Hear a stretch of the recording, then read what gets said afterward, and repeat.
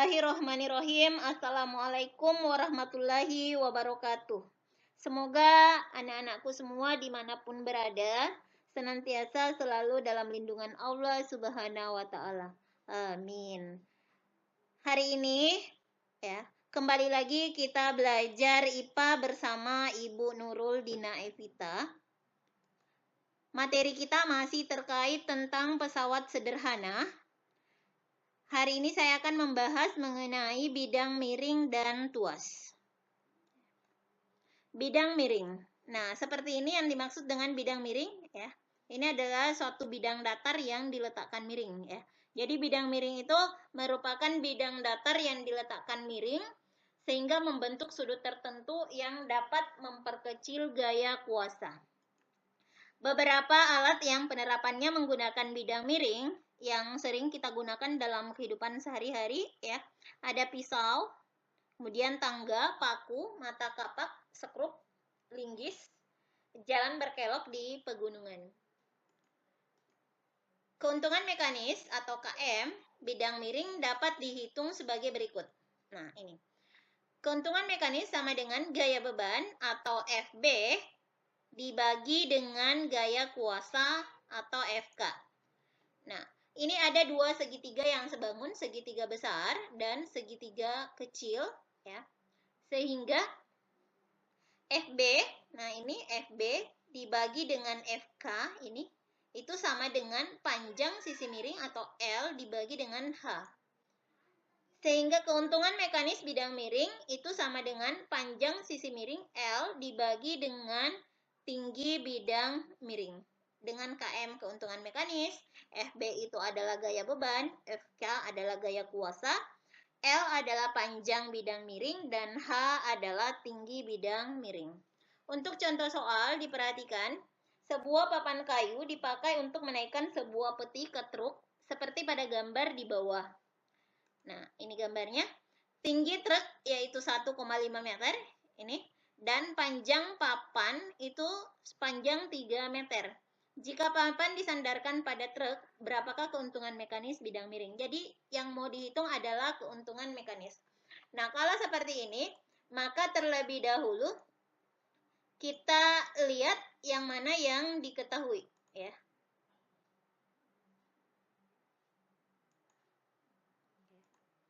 Kita hitung keuntungan mekanisnya, dilihat dulu yang diketahui. Itu panjang papan. Panjang papan itu adalah L, itu 3 meter.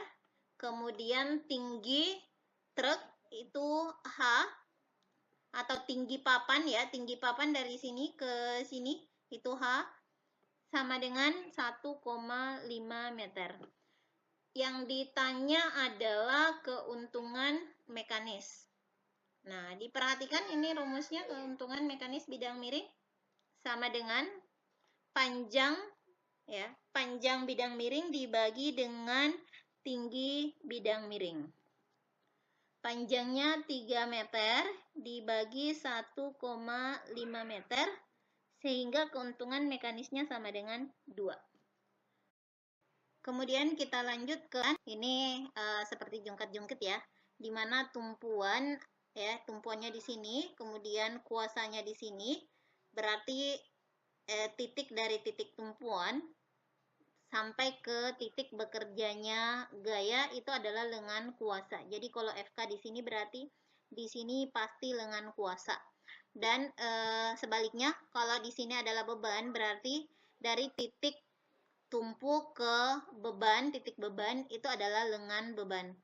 Pengungkit itu akan memudahkan usaha dengan cara menggandakan gaya kuasa dan mengubah arah gaya. Maksudnya, kalau arah gayanya ke bawah dengan menggunakan pengungkit, arahnya akan ke atas.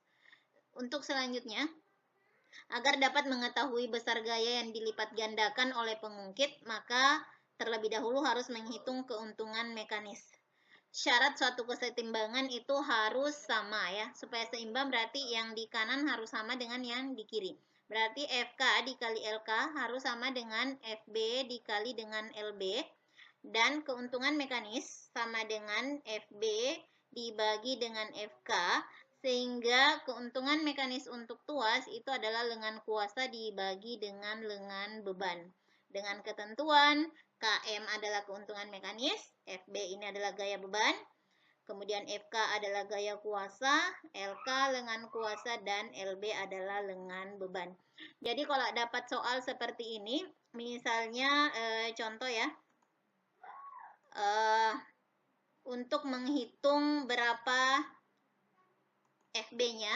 Jadi kalau seperti ini, misal yang dihitung di sini besarnya FB ini, ya. Berarti rumusnya FB sama dengan FK dikali dengan LK dibagi LB, ya. Berarti ini dibagi dengan ini. Nah, kalau misalnya LB-nya yang dicari atau ya lengan bebannya yang dicari, berarti FK dikali dengan LK dibagi FB. Dan selanjutnya seperti itu juga untuk FK. Oke. Untuk FK berarti FB dikali dengan LB sama dengan, atau di FK sama dengan ini FB dikali LB dibagi dengan LK, ya. Jadi seperti ini. Kalau LK-nya mau dicari berarti gaya beban dikali dengan lengan beban dibagi dengan gaya kuasa, ya. Oke, jadi ini dibolak-balik tergantung apa yang diketahui dan apa. Nah, jenis pengungkit dapat dikelompokkan berdasarkan letak titik tumpu, lengan kuasa, dan lengan beban. Nah, ini ada beberapa jenis pengungkit, ya. Jenis pertama itu tumpuan ada di tengah, maksudnya contohnya itu gunting. Nah, di sini adalah tumpuan, kemudian di sini kuasa, tempat tangan kita bekerja, kemudian di sini beban, ya, beban. Ini adalah jenis satu, tumpuan ada di antara beban dan kuasa. Di sini beban. Kemudian pengungkit jenis kedua, di sini adalah kuasa, ya, tempat kita bekerja. Kemudian bebannya ada di sini di tengah, ya, ini adalah beban. Kuasanya di sini tumpuan, ya. Beban ada di antara titik tumpu dan titik kuasa. Kemudian untuk jenis ketiga, di sini tumpuan, di sini kuasa, dan di sini beban. Sehingga kalau seperti ini, untuk memudahkan menghafalnya, yang fokus saja ke tengah, ya, fokus ke tengah. Kalau jenis satu tumpuan di tengah, jenis kedua beban di tengah, jenis ketiga adalah kuasa di tengah. Jadi ambil singkatan TBK, ya. Untuk selanjutnya kita ke contoh tuas atau pengungkit yang paling sering, ya, yang sering sekali kita pakai dalam kehidupan sehari-hari. Nah, ini adalah semua contoh-contoh, ya, sebagian besar alat-alat yang sering kita gunakan dalam kehidupan sehari-hari yang termasuk tuas atau pengungkit. Diperhatikan contoh soal. Nah, seorang anak sedang mengungkit sebuah batu seperti pada gambar berikut. Nah, ini gambarnya, ya. Kemudian ditanyakan berapakah gaya yang diperlukan oleh anak untuk mengungkit ini sebuah batu yang memiliki berat 360 Newton. Kemudian bagian B adalah keuntungan mekanisnya. Nah, kalau seperti ini kita tentukan dulu apa yang diketahui dari soal, ya. Jadi kita tulis dulu yang diketahui soal. Diketahui 360 Newton itu adalah gaya beban FB. Kemudian 20 cm itu adalah lengan beban, ya. Lengan beban 20 cm. Kemudian lengan kuasa itu 180 cm. Yang ditanya bagian A itu adalah gaya yang diperlukan anak untuk mengungkit batu, berarti FK. Dan bagian B-nya adalah keuntungan mekanis. Nah, diperhatikan ini, ya. Nah, ini kita harus memperhatikan ini. Coba kita jawab. Anda perhatikan bagian A terlebih dahulu, di mana syarat suatu kesetimbangan untuk pengungkit itu ini mutlak ya. FB sama dikali dengan LB sama dengan FK dikali dengan LK. FB-nya 306. Sehingga yang ditanyakan apa tadi? Yang ditanyakan adalah ini. Oke, ini yang ditanyakan. Jadi kita tulis FK sama dengan gaya beban dikali dengan lengan beban dibagi lengan kuasa. Sama dengan 360 Newton ini ya. Oke, diganti ya. 360 Newton, kemudian dikali dengan lengan bebannya 20 cm dibagi LK-nya 180 cm.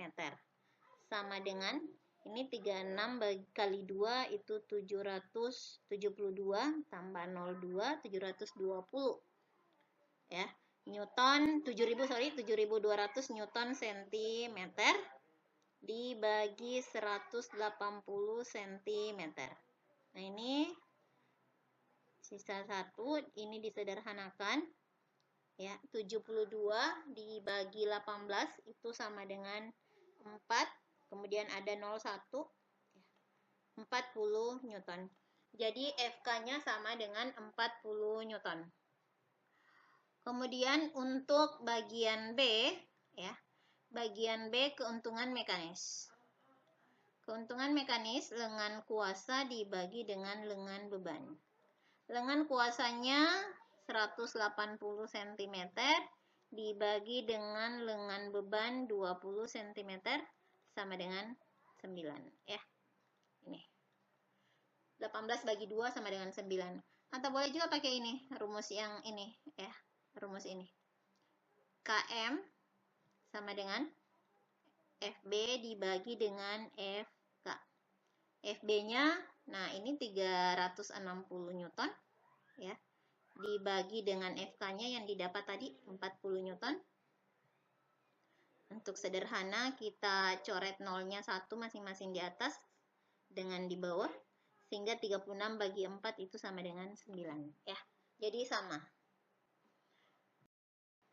Selanjutnya prinsip kerja pesawat sederhana pada sistem gerak manusia. Nah, ini dia ya. Pada saat mengangkat barber ya, di mana di sini titik tumpunya, kemudian kuasanya di sini ya, lengan kuasa. Kemudian di sini adalah beban, sehingga ini masuk jenis ketiga, kuasa di tengah ya. Berarti ini masuk pengungkit atau tuas jenis ketiga. Kemudian diperhatikan untuk jenis-jenis pengungkit pada saat bermain bulu tangkis ya. Jadi ini pengungkit jenis 1, titik tumpu ada di antara kuasa dan beban. Ini adalah beban. Kemudian ini adalah kuasa ya. Selanjutnya pengungkit jenis 3 di sini ya. Jadi tumpuannya di sini, kemudian kuasanya di tengah dan beban di sini. Berarti kuasa ada di antara tumpuan dan beban. Untuk jenis kedua, beban, kemudian kuasanya ini betis ya yang mengangkat ini ya. Itu adalah kuasa dan tumpuannya ada di jari-jari, sehingga ini masuk pengungkit jenis kedua. Sebagai evaluasi atau tugas di rumahnya, perhatikan 2 gambar pengungkit di bawah ini. Oke, diperhatikan gambarnya. Nah, ini kalau seperti ini Anda diminta untuk pengungkit mana? Pertanyaannya pengungkit manakah yang lebih membutuhkan sedikit energi jika digunakan? Nah, di sini kita fokus tanda panah merah sebagai tempatnya beban. Kemudian ini adalah kuasa, berarti ini juga beban, dan di sini adalah kuasa. Nah, yang manakah yang membutuhkan sedikit energi? Apakah gambar A atau gambar B? Untuk selanjutnya, perhatikan gambar di bawah ini, kemudian tentukan besar kuasanya. Jadi yang ditanyakan adalah FK. Ya, FK. Untuk nomor 3, perhatikan gambar. Nah, ini gambar A. Ya, ini untuk bidang miring. Ini adalah gambar B. pertanyaannya, manakah yang memiliki keuntungan mekanis lebih besar? Nah, kalau seperti ini, Anda diharapkan untuk menghitung dulu ya, berapa keuntungan mekanisnya ini, gambar A, berapa keuntungan mekanisnya, gambar B, berapa keuntungan mekanisnya. Untuk nomor 4, tuliskan masing-masing 3 contoh pengungkit jenis pertama, pengungkit jenis kedua, dan pengungkit jenis ketiga. Jadi masing-masing 3. Ya, dipahami? Nah, sekian dulu untuk pembelajaran kita hari ini. Insya Allah pembelajaran berikutnya ketemu lagi. Ya. Assalamualaikum warahmatullahi wabarakatuh.